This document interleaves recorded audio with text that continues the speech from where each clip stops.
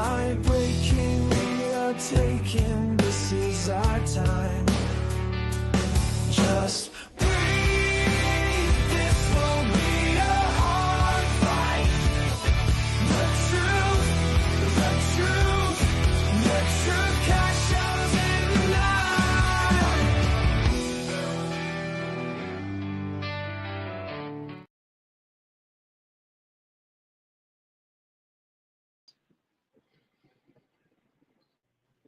Hey, what's up, Johnny? How you doing, buddy?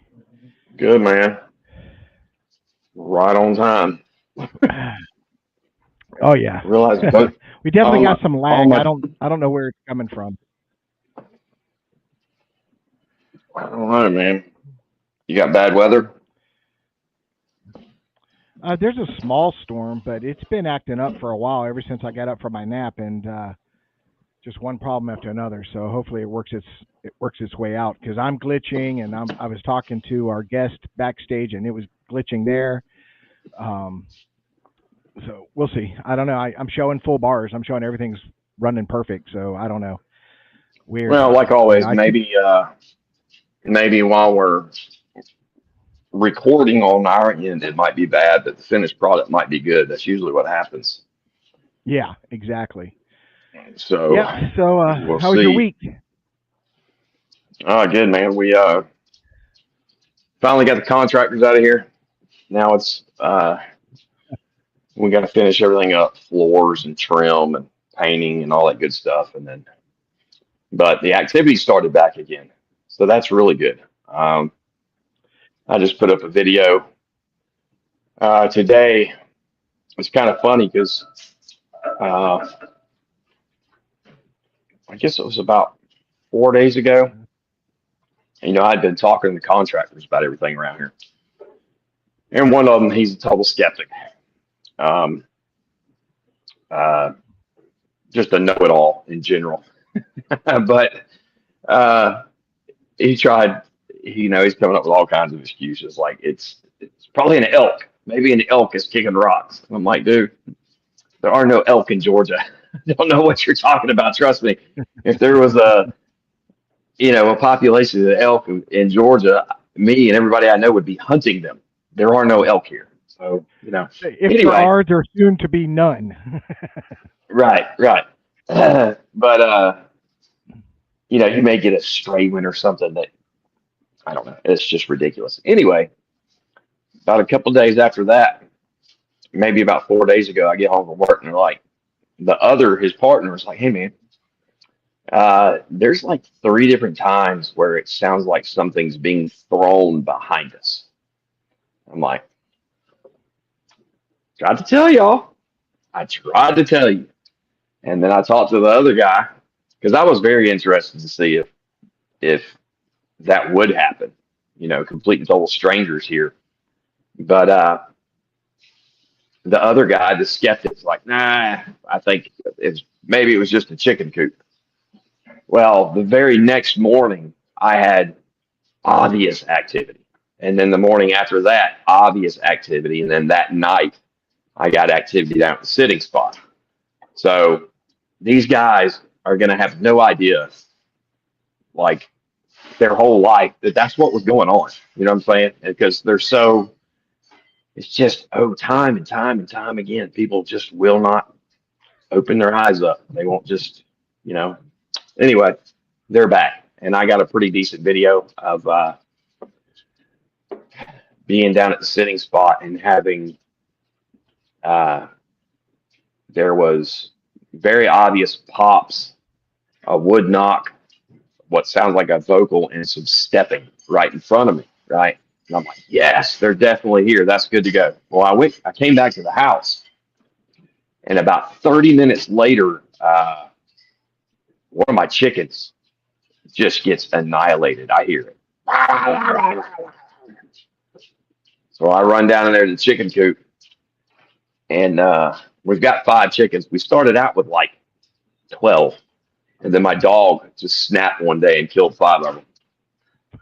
Anyway, we're down to 4, and one of them was outside of the coop and had been torn across her chest, pretty much. So I had to put her out of her misery. And I'm thinking, oh crap, after all these years, they're finally, I mean, what did I do? Like, Right. I didn't even do anything. I was only down there. I was 45 minutes past my bedtime anyway. So even after something happened, I only stood there for about another 5 minutes and I had to go inside. Right. I was going to be miserable. Well, so this whole time I'm putting the video together and I'm thinking, dude, do I add that? Is that what's going on? Luckily, the chickens started going crazy again. I ran back there. There's a raccoon, and that raccoon's been back 2 different nights. So it's definitely got to be that raccoon. We got him locked up now, so we can't get to him. Right. And now I've got everything set up to where I will be taking that raccoon out. But I really was scared after all this time, for whatever reason, they snapped. And everybody was going to be able to say, I told you so, Right. because there's so many people out there that want my chickens to die that are just convinced that Sasquatch is just going to slaughter all my animals, including my dog, after 7 years of nothing happening. Right. And I'm like, if they wanted to do something, they would have already done it by now. And then when that Right. chicken got killed, I'm like, crap. But I'm 99% sure it's the raccoon. So anyway, that's what's been going on around here. How's things going on in your world? Really good. I was very, very sick the last 24 hours. Very sick. When I woke up at 5:30 to get ready for the show, I had a 101.9-degree fever, and I don't know what it was. I woke up this morning and it hit me like a ton of bricks. I went to bed last night feeling great, felt wonderful. Woke up this morning and it has been nothing but a battle all day long. So I came home, Well, showered. is it just your computer, or why is your face red? I think I'm leading to that. I've rearranged my room so my lights are more over to my right now. Oh, Um, okay. I can dim them and stuff like that because they're all on remote. But I got rid of that huge bed that was taking up all the room in my room. So Right. now I've got a lot of room. Matter of fact, I got so much room I'm going to put a desk in here, and I ordered it. It should come in next week, and then I'll set up the podcast stuff on the desk. I'll find a comfortable chair. I'll be way more comfortable than I am uh, for the last 9 months. Right. So I'm looking forward to Excellent. that. Yeah. Good. So, but I just did my temperature, and I was down to 99. So feeling a little bit better. But if I go to my avatar, just bear with me. Oh, yeah. That's understandable, man. Yeah. Understandable. Well, you want to go ahead and bring our guest on? Yes. We have a great guest today, and Robert Robinson. He's somebody I've met a couple times. I've met him at the Bigfoot conference. I met him at the Bigfoot dinner. Um, thank you, Sharon. I appreciate that. And we've had opportunities to talk and everything. He is also a military veteran, and he has spent quite a bit of time in his life um, doing nothing but searching for this creature. And he's got some possible close encounters he's going to discuss and different things. I believe he's written a book in the past, but all around great guy. So I'll bring him on, and everybody meet Robert. Hey, Robert. Hey guys, Robert, how you how you doing, man? doing there, John? Good. Nice to see you. Hey, great to be on the show. Good, good. So what you got? What got you started in all this? Well, if I was to narrow it down, I got bitten by the old Sasquatch research bug, it would be the legend of Boggy Creek. We were living in Mississippi. My dad was fishing, finishing up his last year of college, and we wanted to go to the drive-in. Went saw a double feature. Don't even remember what the second movie was. Got up to watch it. Took my brother to the popcorn, go get some popcorn. Saw the poster, the classic poster of it, if it walking through the water towards you. And I'm like, what kind of movie is this? And then, of course, we go back to the car, sit there, and I hear, this is a true story. And I watched it with basically my eyes just poking above the back seat, just watching it. And like I said, it just left an impression on me. And a whole way home, I kept thinking, what if this thing has left Falk, Arkansas, is now in my backyard, waiting for me to come home? You know, and of course we get home and my parents say, hey, take the dogs out. And I kept thinking, I don't want to go back there. So I said, I went and grabbed my little brother at the time and said, hey, why don't you come out with me? Because the way I figured, I could run faster than my little brother. So if it was out there, you know, I could get in there and warn my folks that it was back there. Needless to say, we lived in an apartment complex and it wasn't back there. So, but anyway, I remember going back to school and I was talking about the movie and stuff. And the teacher said, yeah, you're talking about Bigfoot. And I was like, Bigfoot. And went to the library and she started showing me books, you know, by Ivan T. Sanderson and some others about Bigfoot. And from that point on, I have just always been. Plus, I think what's fascinating because I was initially scared of it, and I wanted to know more about what I was scared of. And it just started to turn into something that I, you know, loved researching. Got into high school and that, and whenever I had to do any kind of research paper or book or a book report, I would do it, you know, on Bigfoot or cryptozoology, you know. And it just kind of going. When I joined the military, I still had an interest in it. Always had some kind of a book on, you know, cryptid research and stuff with me and stuff. So anyway, I are just you in kept going and stuff. you in a public place there, Robert? I'm in a cigar lounge. Oh, okay. I'm in a cigar lounge. You know, so anyway, because where I'm living is just too noisy, and this is kind of where I like to hang out. And you know, the AC's nice. I'm sitting on a real comfortable chair. So, Okay. and there's one person in here. Well, again, we can't smoke inside here. We have to go outside. But I love this place, and like I said, I got a really good reception with you guys here too. But anyway, I kept going on with it, and I got to a point where I wrote books. I did the TV show Wife Swap, which wasn't one of my best decisions, and I've done some other guest appearances on some shows. I wrote Legend Tripping and International Legend Tripping. My publisher is David Childress from the TV show Ancient Aliens. So that's where I'm at now. Wife swap, huh? Man, Yeah, we what all made make you mistakes in life. Unfortunately, mine's a rerun. what made you want to do that? How in the world did you get your wife to do I it? was a Uh, well, I was a fan of the Josh Gates show Destination Truth, Right. and I just kind of wondered what it was like to be on be on a show. And somebody dropped my name, and they called me, and initially I had asked the wife, and she said no because she'd seen the show. And I pouted and had a little temper tantrums, and then she said, "Okay, fine, it's on you, but just to let you know, husbands do not do good on that show. They come out looking kind of, they look bad coming out of that." I said, "Well, how am I going to look bad? I do everything with my son. I take him out with me. I take him, do whatever he wants." She said, "I'm just saying."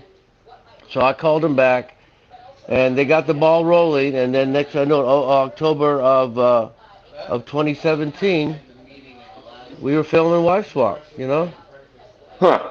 So it did not pan out the way I wanted it to. We Yeah. didn't go to any of the areas that I wanted to go do real research. They picked safer areas like Highlands State Park in Sebring, Florida.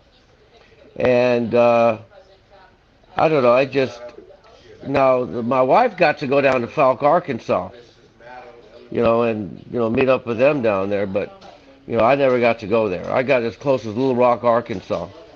And I realized there's no such thing as reality TV.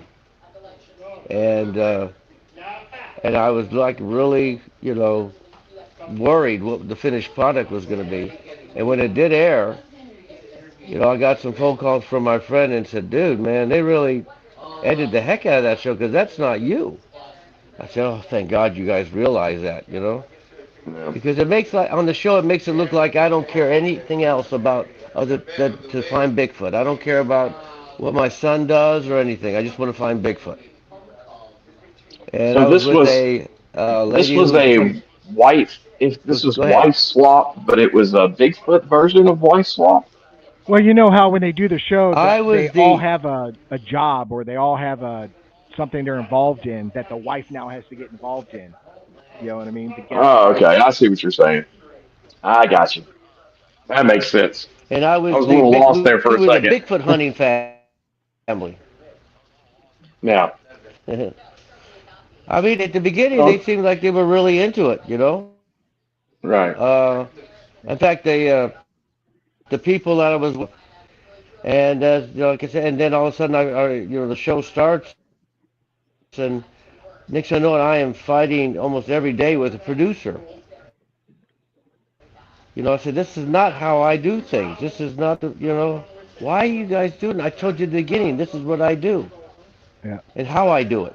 Well, I'm afraid we can't do that. We're just going to have to, you're just going to have to do it this way. I said, all right, whatever. Well, let's delve into your research So, now. So you came I off can, a wife swap. So all right. go into go back to what was it if it was a sound or a sighting or evidence or whatever that made you go, I'm on the right track and this is serious. I had a gentleman when because I'm a JRTC instructor.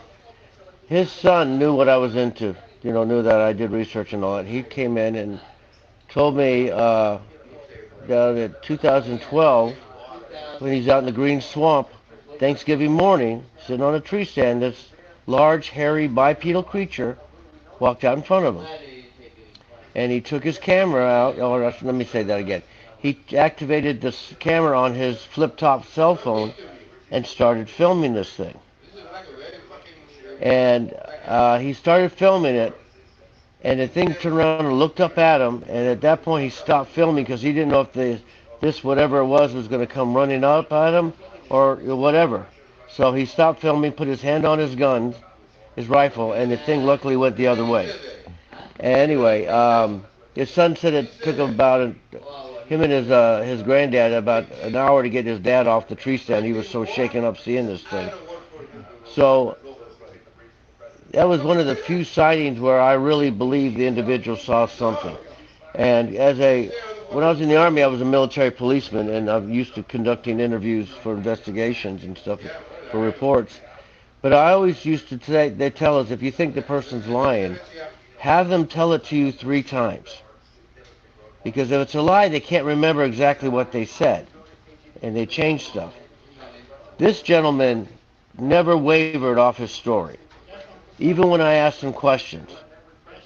And I mean, he could tell me in fact, he could tell me everything he did all day. And I was like, wow, I think he really saw something. And for a while, he didn't want to go out there.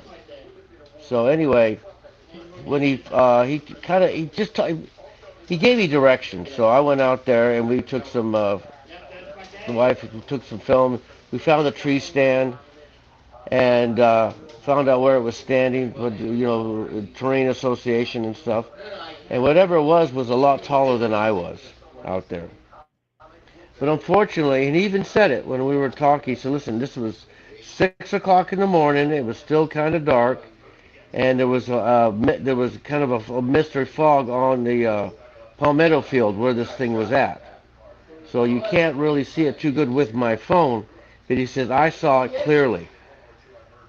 And that just, and then we did go out there. We found footprints, but unfortunately had rained between now and the time that we saw it. So anyway, I couldn't get some good prints. So that was definitely one of the things that definitely. I'm gonna move because he looks like he's maybe saying some bad words. Okay, just to make it easier. Can you guys hear me okay? Yeah, yeah. Okay. Anyway, that was one of the sightings that really I took back. I said, "Man, there really is this thing here." And I mean, just the detail that this guy could tell me was just like, wow. You know, I mean, he didn't sit there and ever go during the interview, go, well, let me think. Let me think. I said, could you see the eyes? I said, no, I couldn't, but they looked dark from where I was at. I could see the reddish hair on it. Okay, I could almost see a muscle, you know, when the animal was moving around. He said it stopped, it was sniffing the air, and then it just stopped and looked right up at me in the tree stand. And I was like, wow. So I mean, that's one of the sightings that and I've done a lot of interviewed a lot of people, and that was just one of them that really stuck out at me. And it's funny because his dad, who was said, I've been out here 30 years. I've heard stories of this creature, and you get to see it. You know, so that was pretty It's neat. usually how it happens. It's being at the right place at the right time. Hmm. I had one over in, we were over by the Swanee River, believe it or not, a place called Treasure Camp. And Treasure Camp is a restaurant right on the Swanee. And the legend has it there's pirate treasure there. But anyway, a friend of mine had a cabin out in a place called Tiger Island, and every morning we would come in to eat breakfast. And we came in one morning, and my friend had been flirting with the waitresses, saying, we're Bigfoot hunters, that's what we do for a living, yeah. Trying to, flirt with the waitresses. But anyway, they knew what we did. So we came in, and the manager came up to me and said, hey, you may want to talk to that couple over there. I think they saw something this morning. So I look over, and I see this couple dressed in camouflage, and the lady is in hysterics. And she keeps pointing at her husband, and he's trying to calm her down. And, it's like, my friend said, you really think we should go over there? I said, let's go over there. If they don't want to talk to us, we'll go sit back down again, you know? So we walk over there. I introduced myself, and I said, the manager said that you guys may have seen Bigfoot. And she almost stood up out of her chair, pointed her husband, in the face. I told you that was Bigfoot. I told you. Why did you make me come out here? And what happened was the first So I'm time in the keeping woods, my first camera time. off. What's that? He's just No, trying I'm just to. saying you're buffering, so I was trying to keep my camera and my mic off. So Oh, okay. Well, anyway, um, it took a few minutes to get this whole story out because she was hysterical. And it was her first time in the woods, first time hunting. He took her out, put her in a tree stand, her husband, and then he took off and went down further to another tree stand, way out of sight from her. She sat up there, fell asleep, woke up to feel something on the ladder, thought it was her husband waking her up, looked down and saw a large, bipedal, hairy creature. She said it had a somewhat human face, reddish hair, gray skin, looking up at her. And she said it had pronounced over cranium Brow ridge. that came out a little bit. Yes, thank you. And it was just looking up at her. And she said she doesn't know how long they were staring at each other. She said probably just a couple seconds before she started screaming for her husband. And the thing just walked off. I said, did it move off real quickly? And she goes, no, it just walked off. And I could see the muscles of it moving and stuff. I mean, she said it was a muscular creature, not a big, huge one like I thought Bigfoot would look like, but it was muscular. And it had reddish hair. She was very adamant about it. So her husband showed up, and again, it took him. He said it took him like forever to get her off the tree stand because she wasn't coming out of that tree stand until she knew Bigfoot left the planet. But he finally Right, got her right. down off the tree stand, got her in the boat, and they went right to the Treasure Camp restaurant where we ran into him. And of course, so I asked, "Can you show us where this happened?" And the wife's like, "Are you crazy? I'm never going in the woods again." And the husband gave my friend directions. Unfortunately, I don't think my friend was listening because we never did find any of the tree stands. We went up and down the Swanee, going on land and walking around. The whole area was covered in leaves and stuff. And I was a little ticked off. Said, "Dude, why didn't you listen to where they said?" And in fact, we were out there all day trying to find this area, where this happened. And the manager, would tell us, yeah, well, every now and then we get people in here saying they saw something. Most time they'll come in and say, yeah, we saw a Bigfoot out there. They don't beat around the bush. They go right to Bigfoot. So that was another story that I do really believe was true. And they didn't want their names known. They didn't want us to make a big deal out of it. They darn sure didn't want to be on TV about it. But, she was okay telling us about it, but she said that's as far as it goes. Right. So after that, what are you're in Florida? I'm in Florida. What are Yeah. some of the areas that you think are the best spots to go in the state of Florida? Well, with all the construction going on and all the new buildings and everything being built around here, the area, well, of course, you got the Everglades. Bottom line, you got the Everglades. It's always going to be a hotbed. The area has been known for sightings. When I was doing research for a book on the Florida skunk ape, I went through newspapers. A lot of them happening down south. Even in Naples and Fort Myers area before it was really built up as it is now. A lot of activity. Um, we have the Green Swamp, which is close to me. It's on the other side of Lakeland, which is about an hour from where I live. That's a lot of researchers down here in Florida like to go into the Green Swamp, and it's a pretty. In fact, the Green Swamp, if you look at the area, it bumps up against Disney property. If you look at Right. where it Yeah. actually ends, because Disney still has a lot of unused area out there they haven't used anyway.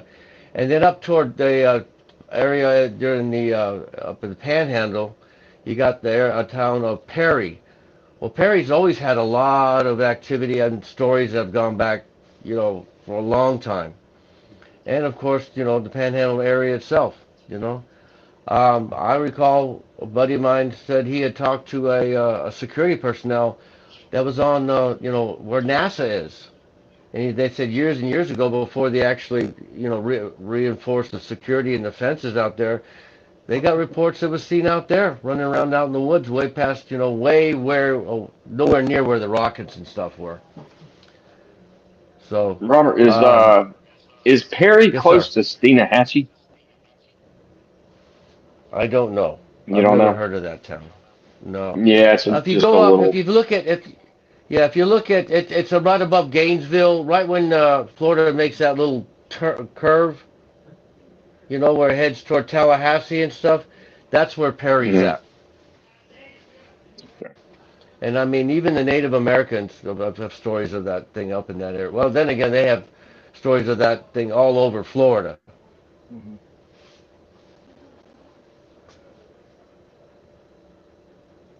What about your own experiences? Have you had anything I on have had, yourself that you've? well, yeah, I've had it too. I was with some researchers up there in near Tallahassee, and I was holding a thermo when I saw something standing out in the field, and we had been told there was some activity, but we were also told that there was some poacher. You could be, watch out for poachers. So initially, when I saw it, because it was standing so erect, I thought it might be a poacher. And the fact that the time that we were out there that night, so I immediately hand the thermal back to the owner. I said, "Hey, there's someone standing right out in that field in front of us." And he rolls the thermal, and all of a sudden I see him moving it. So whatever it was moved, started running. So we got another individual to go out there and stand where it was at. And the individual we had out there was 6 feet, and whatever it was a lot taller than 6 feet. And again, initially I thought it was a person. But then after we had David go out there and stand, and we could barely see David standing over there, and I was like, wow.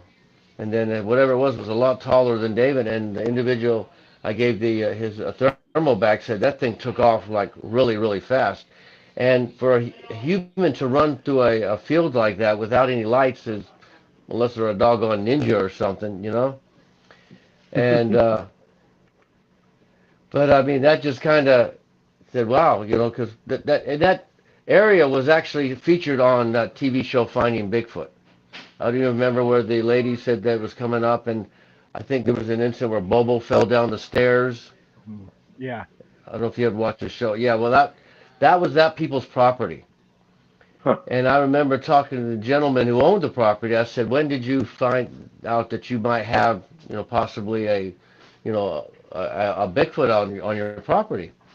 He says, when we had the house built, I had some people putting carpet in, and he's an architect, and he got a call at his office from the people putting the carpet in and said, hey, we're out here putting the carpet in, and we can look down because right out back his house, it just drops down into like a valley with a creek at the bottom.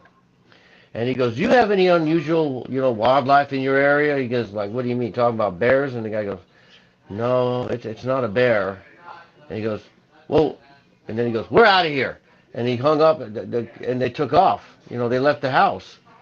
So he got home, he's looking around, he's got an unfinished house of carpeting. So he calls up the carpet company and says, hey, what's going on? I said, my guys are not coming back out there. They saw a large hairy creature down at the bottom of the creek, and they ain't coming back out. And I can't get any of my other people to come out there either. So he said he had to turn around and get with a whole new company to come out and finish putting his carpet in. Now, I'm not gonna say he came off like he was believing it. He said, but obviously these carpet people saw something that made them leave. Drop their job and go back. So, and like I said, they're really cool about letting us go onto the property to do investigations and stuff. And they said they always kind of get an idea when the things are in the area because the way the dogs act. Oh yeah. So, Yeah, the location, it's a lot like Johnny's, where they're surrounded by this forest, and they get a lot of activity. That was the one where the Sasquatch put the handprint on the door. Um, yes. yeah, and then there's a fence that separates as they go downhill from the backyard. This thing had There stepped is. over the fence and crushed Mm-hmm. the top of the fence. There's a cap, a Mm-hmm. cap on the top of the post, and it crushed that cap. And yeah, it was very interesting. And they actually, when you watch that particular episode, they were catching something on thermal, and that was the one that everybody got upset with Matthew Moneymaker because he starts chasing it. You know what I mean? And they got all upset that what are Mm-hmm. you going to do? Wait, you're going to run after this thing. Then what are you going to do? You know what I mean? What do you do when you And catch it? right, Tackle it? right. Because I Well, always I'd tell say people, I'm with I mean, Matt on this one. I would have chased it too. well, I understand at a certain point of chasing, especially if it's running. Because, I Yeah. mean, obviously, it's like, and, you keep the camera going or your GoPro, hopefully you can get some good evidence and stuff, or at least get good shots of this thing to where it can, give some validity to your experience, you know? Were you But were I you mean, guys I've had, recording when you were using the thermal? no, and because, okay, No. and this is my fault. He had an older thermo that he had to plug in a recorder. And when I was holding it, and he even told me to be careful, it unplugs real easy. And I end up unplugging it. When I held it up and stuff, the cord came out. I didn't know the cord came out till he looked at it and goes, "Oh man, the cord fell out. Why did you No. do it?" I Well, was like, "I didn't know." don't feel bad, man. I've So, messed up way worse than you have, so it happens. Oh, I did that one time. I did a and day where every time I was hitting a record, I was not recording. And every time I'd hit pause, I was actually recording. I mean, I had it backwards for some reason, and I get home to go through all my footage, and I'm like, wait a minute, I videoed this video. Where's this video? Where's this video? You know what I mean? Then I realized what I had done. hmm So, but that was like 3 years ago. I had one Not incident with my son where we were. I went and put out some trail cameras, and I went decided to go get it with my son, and my phone's getting. I don't want to lose its charge here. So anyway, I had put out. This is a green swamp, by the way.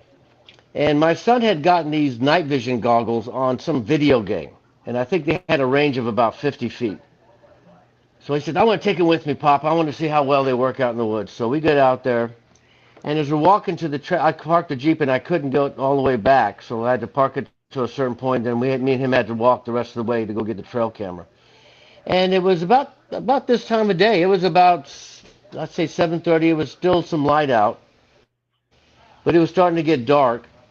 Actually, I take it back. It was a little bit darker than this because I remember I kept complaining that didn't bring my flashlight because all I thought I could do, I didn't think I needed it. I thought I could just walk up, grab the trail camera, and then come right back to the Jeep.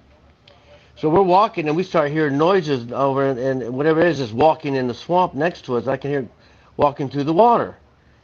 And then me and my son would stop, and it would stop. And then we'd walk, and all of a sudden, I hear this, and I was like, oh, crap, that ain't no deer, you know? And then darn sure, it didn't sound like it was a panther, you know. And I've heard bears, and my son's looking at me like, what is that? I said, I don't know. And we stopped, and then we start walking again, and again it starts I hear it moving again. And we get to a point where we hear it, but we could hear it, like, almost feel like it's that close, but we couldn't quite see it. Well, it makes my son hands me the night vision, and I hold it up, and I can see glowing eyes out there. And I look, I can't, but I can only see it with the night vision. And I said, is that a raccoon in a tree or something, or what? I'm trying to make sense of this. What else could it be besides a Bigfoot? Where's the logic in here? And then it made another growling noise, and I turned around, my son's gone. And I went, oh, great, he took off on me. Sucker ran back to the Jeep. So I'm sitting there, and I'm trying to get a good look at whatever it is that's out there. I keep bringing the night visions up to my eyes and bringing them down and stuff. And I could hear it breathing. And then all of a sudden I hear movement behind me, and I went, oh, great, there's one behind me. That's what happened. This one gets my attention. The other one's going to come up from behind me and get me. This is how I'm going to die, So I slowly turn around, and I look over, and my son's head comes from behind a tree, and he's looking at me, and he goes, is it still there? And I nodded, and he comes up, and so he's like, what are we going to do? And I said, I don't know, man. And I start walking back toward the Jeep. And as we start walking back to the Jeep, it lets out another grrr! And Josh grabs my arm and said, Pop, we got to go. So whatever it was at this point, though, didn't come out, but went back into we heard it like moving further back into and again, it's making a splashing noise as it goes back in there. So we make it back up to the Jeep, and we started moving a little bit quicker then, and we got up to the Jeep, and my wife and my daughter were there, and they had heard it. And they're going like, did you hear that screams? I said, yeah, it was right where we're at. And they said, look, we're out of here. We don't want to be here no more. So I said, well, I'm going to have to get my trail cam another day. So we all get in the Jeep and go back and stuff, and I take them back. And then I get a friend of mine, Nick. I said, Nick, I need you to come with me. This is what happened. And we went back out the next day. During the day, walked over there, and of course, we didn't find anything because whatever it was in the swamp area, in the water.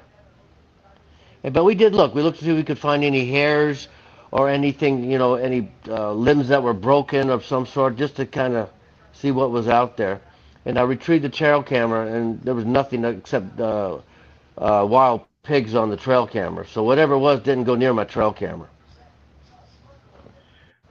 Well, when I did the promo for the show, you sent me a picture of you holding 2 castings. Tell me about those castings. Okay, one of the castings, that's an interesting story. I had a gentleman get a hold of me. I'm trying to remember the time when he got. He got a hold of me and said that he, as a kid, grew up, would come down to visit his grandparents in Brooksville, and that he had made friends with this Vietnam vet who lived in a trailer near the Hog Island swamp area near Brooksville. Mm-hmm. And he would go visit him and stuff. And then the guy told him one time when he got there, and the funny thing is the gentleman was growing marijuana in his backyard, So he said something was going back there and trapping on all over his plants, and he couldn't go tell the police because, he's growing marijuana. But he said he caught a glimpse of it. He couldn't tell what it was, but then the guy's a grown up now. This is back in '76, by the way. Said he went over there one day, and the guy said, come here, I want to show you something. And he had these 2 castings in a wooden ammo crate. And he said, yeah, this is what I found in my backyard. Here's a left and a right one. And then the guy, it was a kid at the time. What's a man? That like you got a giant back there or something. He goes, I don't know. But he ended up dying, the Vietnam vet, and he for some reason he made this guy that I was talking to the executor of his estate, which we're only talking a trailer and some stuff, but he went down there to the property and went into the trailer and he found the ammo crate with the castings in it. He said, unfortunately, the left one had, I guess he must have dropped it or something, but the left foot was broken. And he did show it to me. So here it is here, but I can't put it together. It's, some of it is turned to powder. But the right foot was, still good. And I said, well, what do you plan on doing with that? He goes, I don't know. I was like, you wouldn't be interested in selling? He goes, no, I don't want to sell it. I said, well, can I make a copy of it? He goes, well, how do you propose to do that? I said, I'm going to go to Home Depot. I'm going to get some foam rubber. And we're going to make a casting. And after we make a casting, I want the first cast off of this thing. He goes, okay, fair enough. Because he said, I don't know how to do this. So I said, I'll show you. We're going to get some, Crisco pan oil, and we're going to, make one. And we did, and I did a pretty darn good job making him a mold, Hmm. And we got ahead and I used some really, really expensive plaster casts, the kind the dentist offices use, Right. and which is expensive, by the way. And I made my casting. Well, the thing is that I've heard some investigators say that the Bigfoots down here, or the skunk ape as they're called, are not that tall. They're only like 6 foot tall. And I said, well, look at this print. Does this look like something made by a creature that's only 6 foot tall? And I showed it to Dr. Muldrum. I showed it to Cliff from Finding Bigfoot. And they were all equally impressed with it. And yeah, I drew a blank. I apologize. And I got a hold of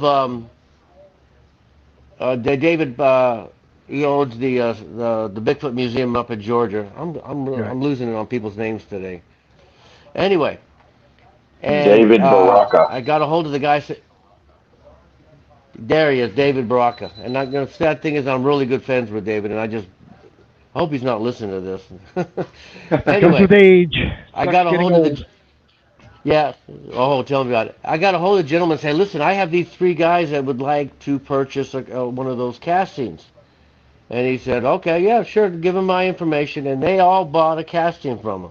And Cliff said, yeah, I got my casting. Right, Rob, this is a really good print.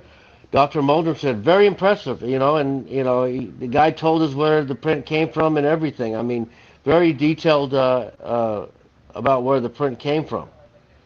The other print was given, I don't know if you know an individual by the name of Scott Marlowe. He has since passed away. But anyway, he was a researcher down in Florida. And anyway, he had been given this print from the Florida History Museum, and they said, well, and what their whole thing was, we don't do fantasy or cryptozoology, so they gave it to him. And he in turn made a mold, which I'm going to tell you. We have another guy that used to work for Ripley's, showed us how to make molds, so we could make, prints if we had to make copies for people. So anyway, he made a print, and I got a copy of that one. The background is it was somewhere up near Gainesville where that print was supposedly taken. There's not a lot of detail in it. But again, it was one of the first ones I ever owned. So that's why I like showing that one. So where are you at now with research and all things Bigfoot? What are you doing now? What's your current endeavors? I'm trying to do I am trying to do an updated book on the Florida skunk ape. I have plenty of material, and I'm trying to get some more recent, some up-to-date sightings and stuff. But the phenomenon here of the skunk ape. I mean, sightings actually go back further than those reported in California. Again, reported, and I would say the reason for that because the settlers settled down in this neck of the woods before they ever settled over in California. Not to say that because the Native Americans over there in California and stuff have sightings that go back just as much. But every Native American tribe here in Florida has reports of this creature out there. Um, and settlers, in fact, initially, when it was reported in newspapers, it was reported as a wild man. And then it was called the Everglades ape. And then I believe, I'm trying to remember the date. The date eludes me now. I don't have my research paper. When it was reported by a gentleman, last name Osborne, he was in the Big Cypress swamps doing some amateur archaeology. Newspaper, he called it the skunk ape, in reference to the way that because of how the animal smelled. And the name stuck for that point on in the newspaper as the. And I said, how far back does it go when this animal was called a skunk ape? And we both had to, know, go back to this gentleman named Osborne who a while back about that, and he said that he remembers his dad calling it the skunk ape well before it was ever made in the newspaper and stuff. Right. All right. But initially, like I said, I'm going to try do a very up to date book. Yeah. Yeah, you're buffering really bad right now, so there's a little bit of a lag in I between am. conversations. Yeah, there's a little bit of lag Oh, between okay. like. I'm sorry.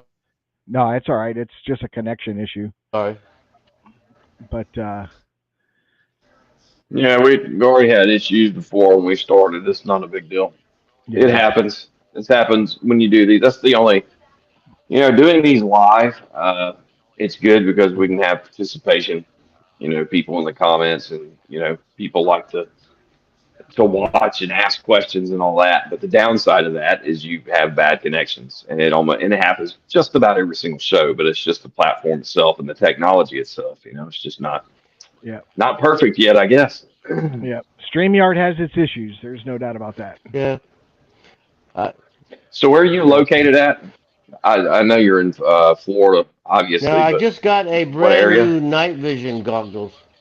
Well, I myself live in Winter Haven, Florida, about a hop, skip, and a jump from Legoland. In fact, where I'm sitting, if I go out the door, Legoland is right to my left, toward never been Lakeland. there. But re- just recently, I found out there was some activity over this place called Tiger Island, which is in Lake Wells. It's actually west of Lake Wells. And I don't know if you guys heard in the newspaper where that lady was attacked by an alligator. She was on a canoe, and they went over it, and she fell out, and I guess it bit her. Yeah, I remember that. That's that area, and there have been some sightings out there. Some people have seen it they were on a boat and they saw it standing on the shoreline. I had an teacher tell me that I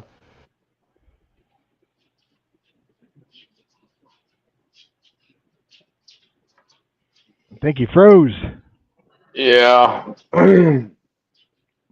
I'm gonna kick myself off again. Uh, I would, but somebody's got to stay here.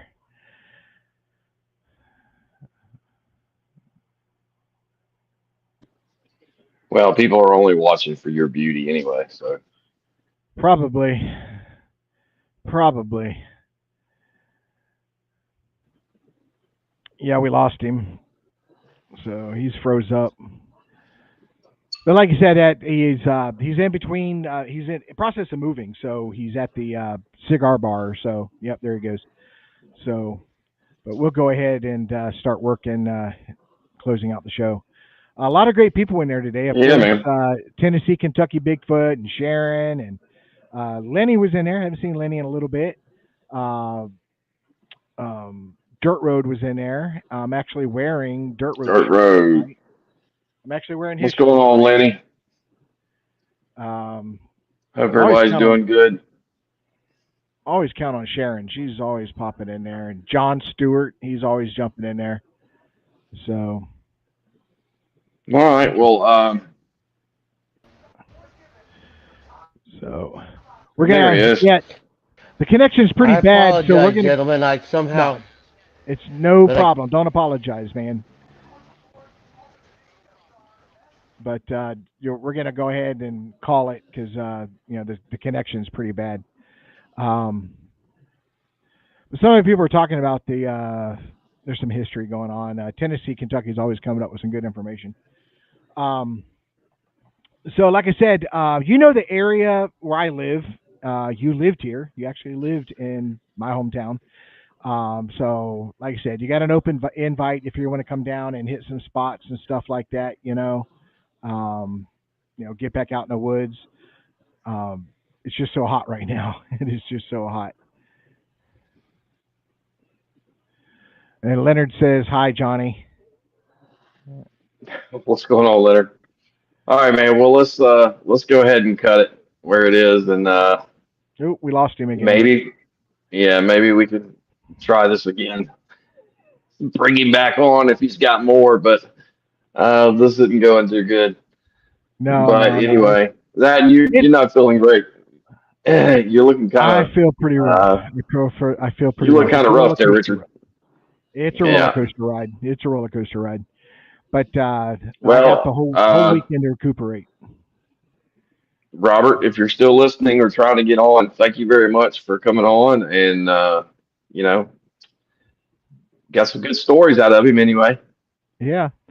So I don't believe we have anything for next week. So we have a week off, and then if you want, we'll touch base this weekend or sometime soon, and we'll go over the schedule. And if you want to make some changes, I can make it since we got a week off. See what I'm saying? Yeah. And we might have to move some things around. Either start earlier or move it to. I mean, either way, one of us is going to lose sleep, whether we do it a Thursday night or a Friday night. So maybe we're just going to have to flip flop, kind of. That way, one of us isn't stuck. Because him and I both get up I get up at 3 a.m.